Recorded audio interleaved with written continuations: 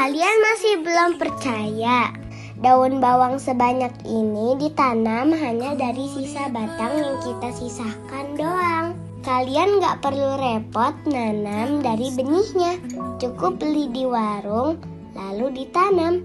Sini aku contohin, aku panen dulu ya. Lumayan banyak yang bisa kita tanam nih. Kita potong batang daun bawangnya kurang lebih sepanjang dari telunjuk kita. Akarnya juga kita rapihkan begini ya. Siapkan media tanam yang gembur.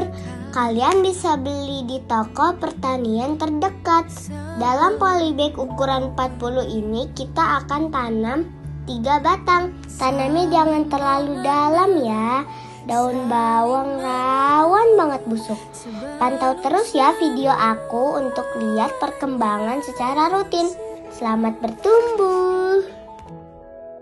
Biar puasku